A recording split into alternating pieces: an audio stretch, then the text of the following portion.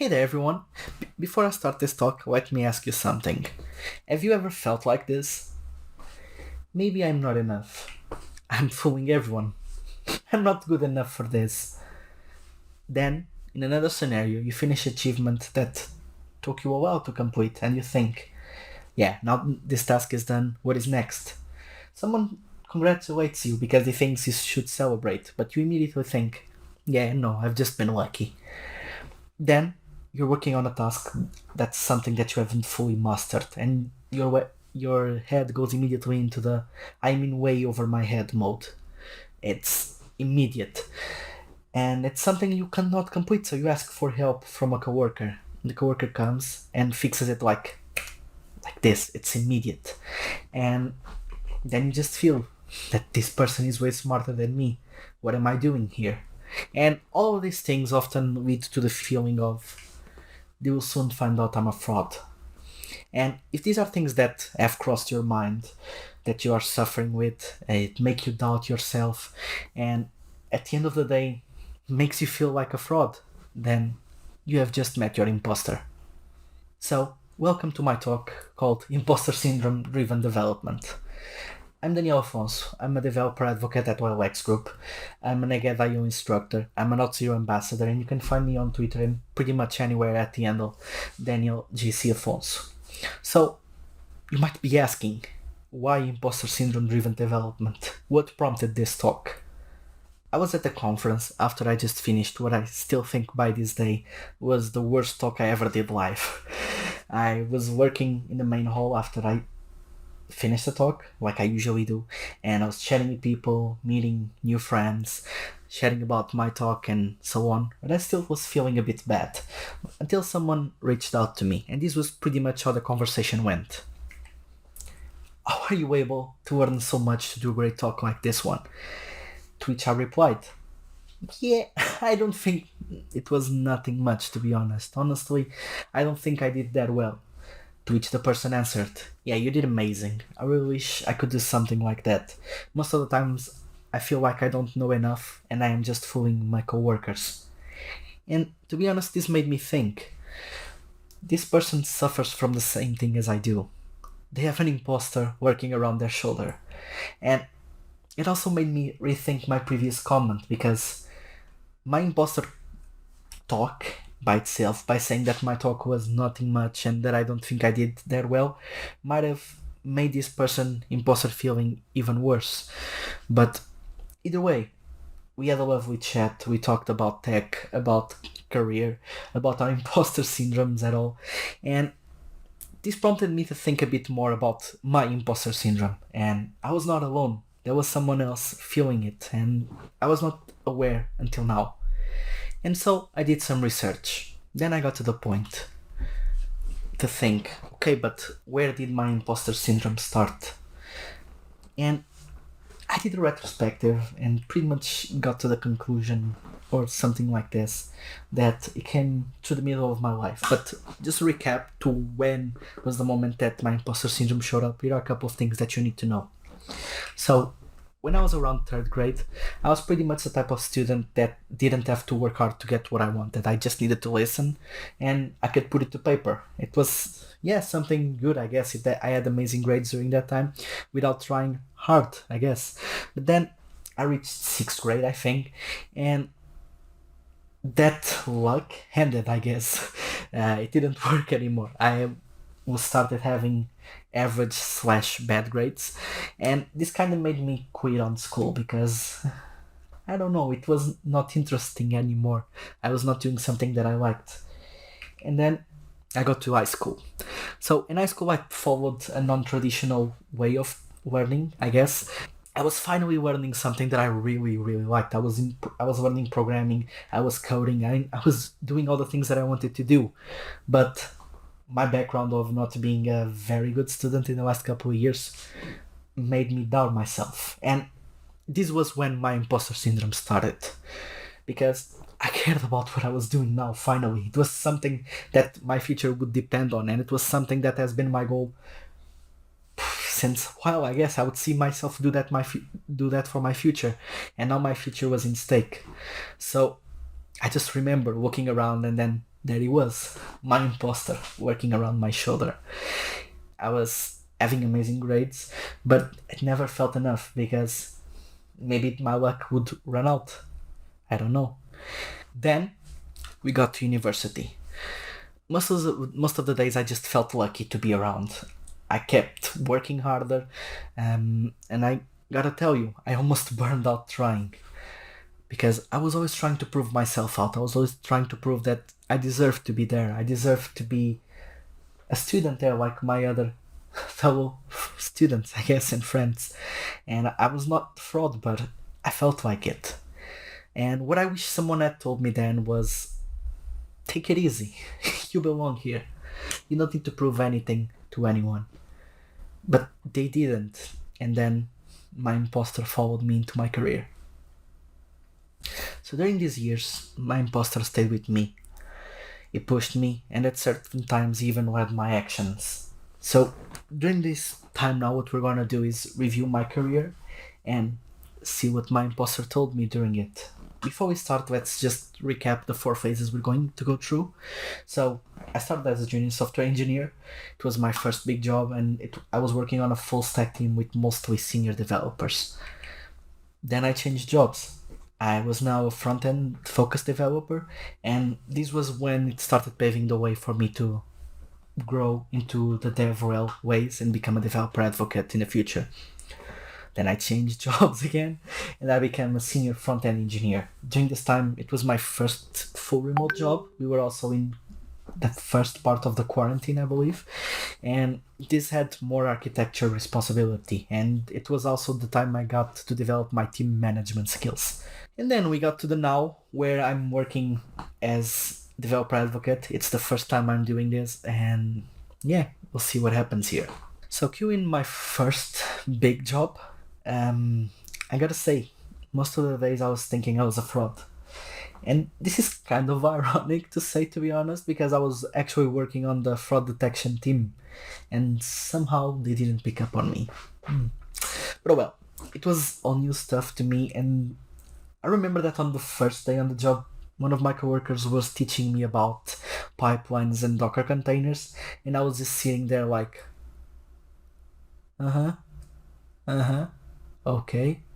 And yeah, I was brain dead. There was too much information, and I thought this is too much. There's no way I will ever know all of these things. And on a follow up, this made me have the need to catch up as fast as possible because, yeah, I need to be on everyone's level as soon as possible. Everyone was senior, I was a junior. I need to be able to sit at the top with them and help them in all the things that they need. And yeah, so I was working extra hours. I was consuming every knowledge existing on our wiki pages. I was picking up different tasks with different scopes so that I could be exposed to more different things as soon as possible. And yeah, I wanted to get at everyone level, but I don't know, maybe I didn't belong there. Maybe I thought I just don't belong here. Fun fact or fun thing, fully remember that the first time I introduced a bug into production, I spent around 2 weeks thinking, yeah, this is when they're going to fire me. I remember my imposter screaming that at me full voice during those weeks or so. Eventually, I wanted to focus on front end, and I had just heard about this new thing called developer relations, and there was a role in there called developer advocate. And yeah, I changed jobs. In this new job, I was, like I said, trying to pave the way into becoming a developer advocate, but at the same time, my imposter was telling me that there was no way I would ever be a developer advocate. This was a new role. It was something that didn't exist in Portugal, or so I thought, and if it did, why would they want me to do it? We'll get more into that, but now I remember at his new job, after a couple of months being there, there was the first time that I had a pay review in my career, I believe, and obviously the imposter showed up and he was telling me, yeah, why do I deserve a pay increase? I'm just doing my job. And yeah, this made me doubt myself because I was not aware of the quality of my work. I always thought I didn't belong, but luckily I've always had amazing managers in my career. And in this case, this particular manager let me know of the quality that my work had, and he often used to call out my imposter and made sure that I didn't get stuck in my head with him for too much, I guess. I remember one challenge that he did at the time that he called me up and said, "Hey Daniel, so we're gonna have some new trainees joining our team, and I think you're ready to train them." And as he finished this sentence, I just stood there looking at him, and I heard the imposter shouting in my head, like, "What? They are going to allow me to train some trainees? Yeah, now they're gonna definitely catch me. Why would they even trust them to me? Like, it doesn't make sense at all." It was tricky. I guess a couple of fun months, but it ended up going well. These trainees grow, they become amazing engineers. They help me grow as well as a person, as a developer as well.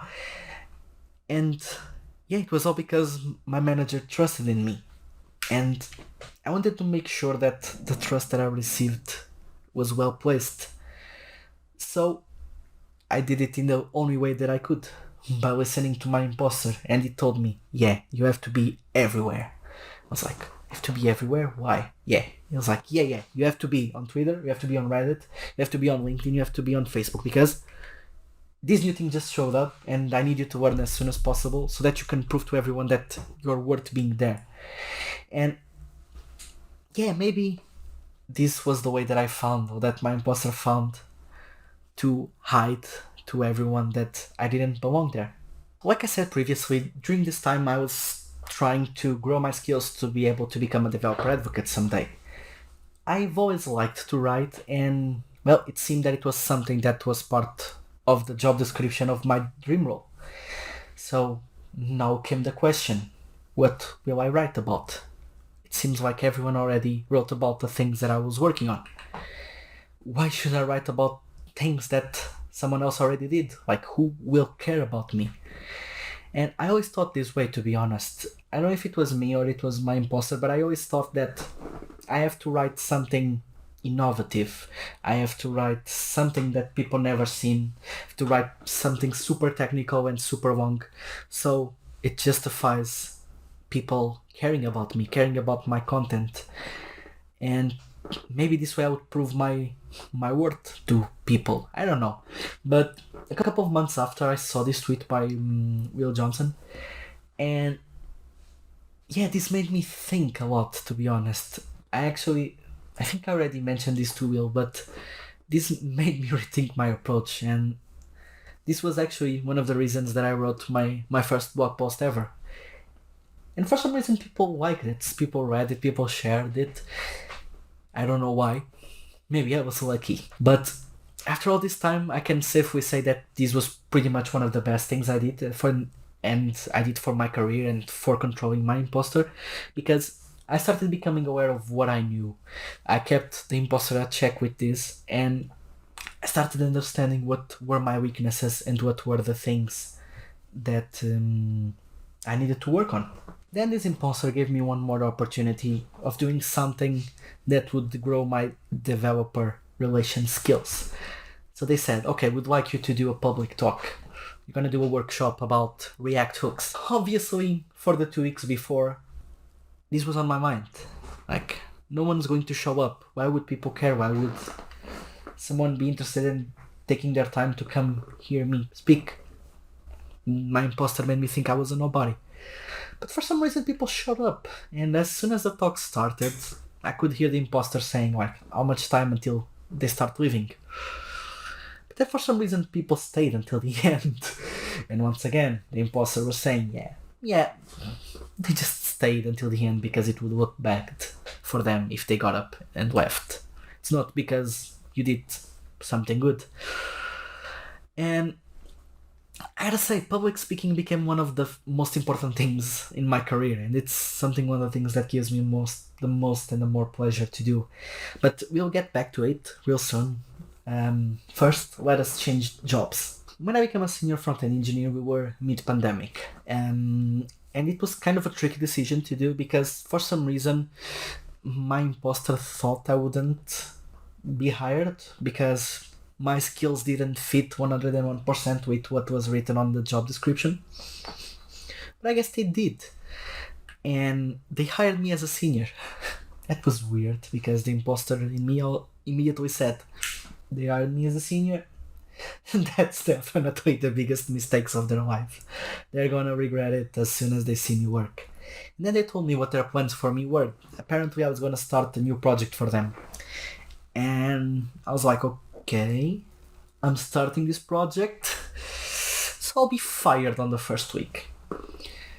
But I wasn't, because this obviously made me work the hardest I ever did, I believe. After all, I was a senior, and they had given me an amazing opportunity. And I remember something that happened at the time, which is actually something that had happened previously in my career, but this was the first time the imposter showed up in this situation, probably because of the senior role. But I remember I did a very big pull request, and someone questioned my practices and my ways of working in there. And immediately the imposter started saying, yep, so they questioned my ways of working. Maybe they're right. Maybe you don't understand any of this. Someone caught out you're a fraud. Once again, I was super lucky to have an amazing manager. This one told me I was doing amazing. They kept me once again at bay, made sure I didn't got into my head. And they challenged me once again. I remember this one reaching out to me and said, I think you could 100% manage a team. You have been co-managing the team with me so far, so you have an opportunity here. And I thought, management? I can't even manage myself. How do you expect me to manage a team? But yeah, somehow an opportunity showed, and I was apparently the interim tech lead for that team. And I was assigned for a project, and I remember that it was a project that was time sensitive, and the imposter showed up, and they said, so they are having me with this project? There's no way that this is going to be delivered in time. And yeah, for some reason, this same project didn't get delivered on time, and the imposter was there to tell me, I told you so. Obviously it didn't. You didn't do your job properly. And it was super easy to sit there, hear the imposter, feel bad about it, and feel bad about myself. But once again, I was lucky. I had an amazing manager.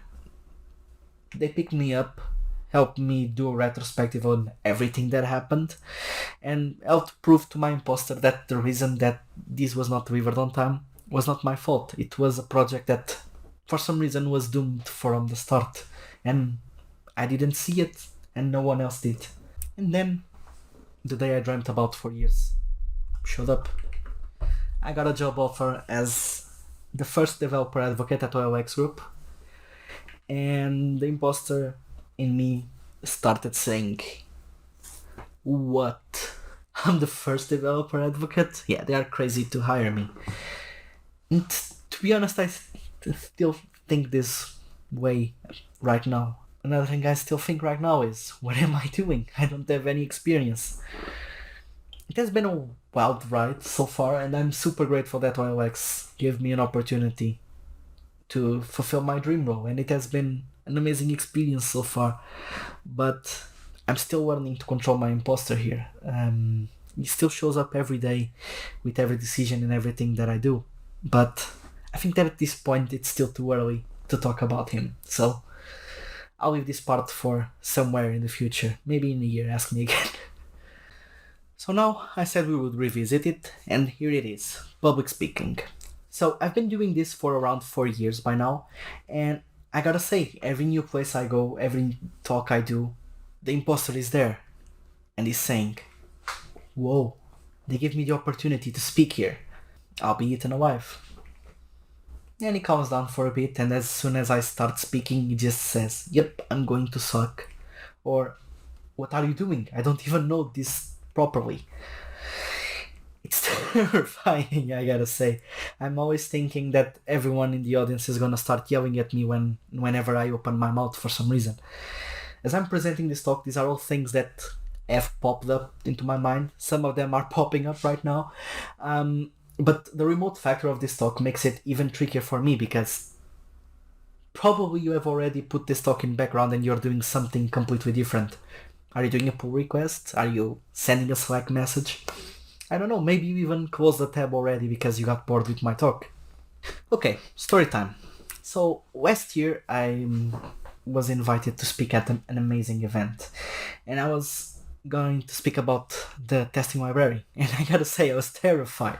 Why, you might ask? Well, because the creator of the testing library was gonna be in the audience, and that was it. He was definitely gonna know I was full of crap. He was gonna get up in the middle of the talk and say, that is wrong, that it's not how it works. He was going to expose me in front of the audience and people would finally see what fraud I was. I feared, I dreaded this moment and this talk for 2 months. It was terrible, to be honest. And to make it even worse, right before my talk, the person that went before me was the speaker. And what I meant with the speaker was this person had it all. They had an amazing stage presence, they had amazing content, amazing way to move, an amazing way to lead the audience. Everyone in the crowd loved them. And yeah, I knew I could never match this person. And the imposter was there just telling me, yeah, get out, get out, get out, get out, get out, get out, leave, leave, leave, leave, leave. And I don't know, right before I went on stage, the imposter was there and I just shared my doubts and thoughts with this amazing speaker.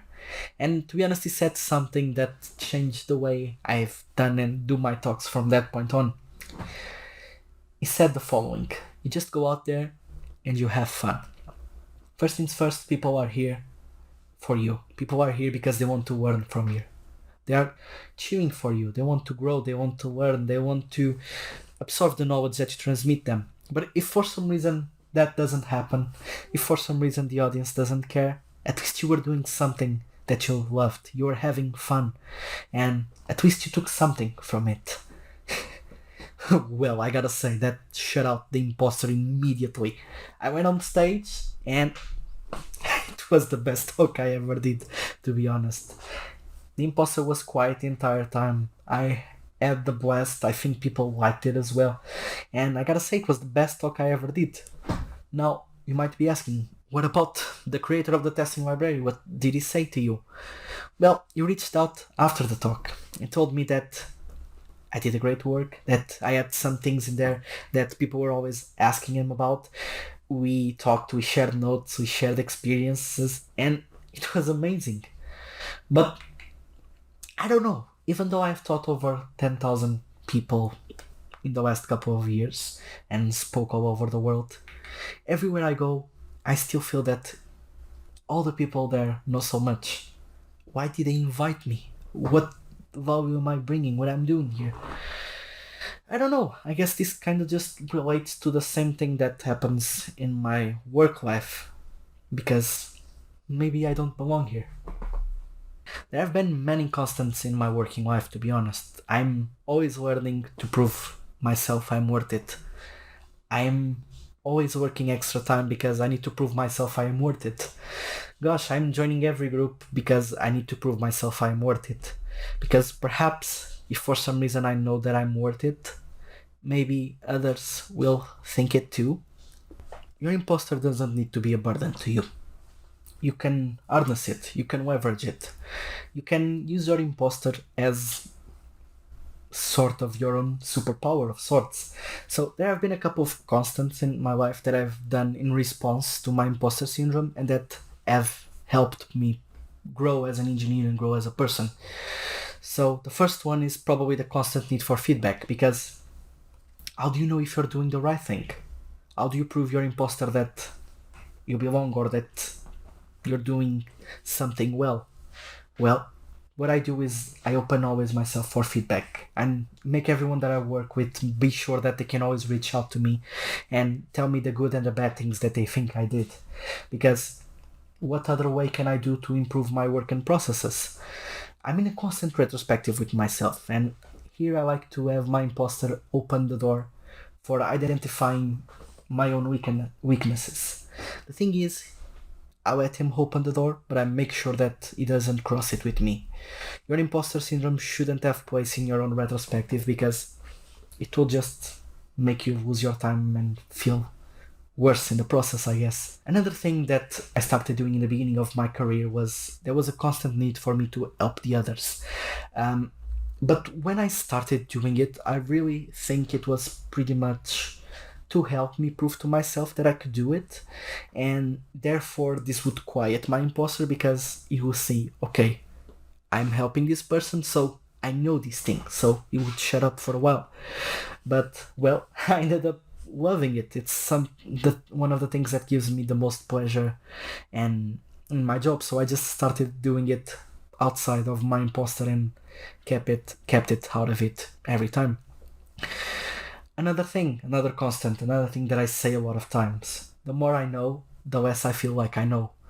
And like I said, this is something that I say pretty much every day. And this powers up the other constant in my life, which is the constant need to learn. Why? Because for some reason, and I still don't know why, it's a work in progress, I always get a lot of fear of missing out. And this happens day to day. So the constant need to learn and always learning stuff will make sure that this gap doesn't exist and my imposter doesn't have another reason to pick up on this. My imposter has pushed me so far, to be honest. He has driven my development, my growth as a person. But you must be careful. Be careful not to burn out. Be careful not to let it get over your head. Like I said, let your imposter open the door for you, but do not let him cross it with you. Don't let him join you in your review, in your retrospective. But yeah, congratulations. I guess you just found out a new superpower. One thing that I've asked myself a couple of times was, when will my imposter syndrome disappear? I know it took me a while to understand it won't. Most of the times it just gets dormant for a while and then somehow, somewhere, it will get out of there and just push itself into your face. But like I said, you can learn to call it out. You have to know how to identify when it's your imposter speaking versus when it's you. I know it's hard. It's very, very hard, but after a while doing it, it will work and you will be able to call it upon yourself. During this talk, I separated myself from my imposter a lot of times because that's the way that I like to do it. If I know, okay, this is me, this is my imposter, I can label it and push the imposter thoughts away. Another thing, identify your weaknesses, because if you know what you're good at and what you're bad at, you'll be able to quiet your imposter when he shows up telling you you're bad at it, because you know you already are and you're already doing some work to fix it. Take time to celebrate your achievements. Personally, I worked and I could work on stuff for a long time, and once I achieve it, I just move on to the next thing, because at the end of the day I just felt I got lucky. I feel like my work was not that valuable, and yeah, luck, I guess. But luckily, again, I've always had people in my life to force me to celebrate them, to keep me aware of the things that I did. So I thank you to my fiance, thank you to my managers, thank you for my friends, because yeah, they ground me and they make sure that the imposter doesn't switch the celebrate mode and go straight into work. Use the advice you give others. I fell on this a lot, to be honest. And probably I'm already failing on a couple of them right now, but well, it's life. Now, what comes next, you might ask? I decided to build this talk to put out there what the imposter in me says, because hopefully, like the person at the conference that I spoke in the beginning, hopefully it will help others, but hopefully people will relate, hopefully people know that they are not alone. And if I have a message, if I have something I would like to leave you with, is you are capable and you belong. Don't let your imposter tell you otherwise. Because, look, to be honest, I've been an imposter in my developer career. I'm an imposter at public speaking. Gosh, I'm an imposter at blogging.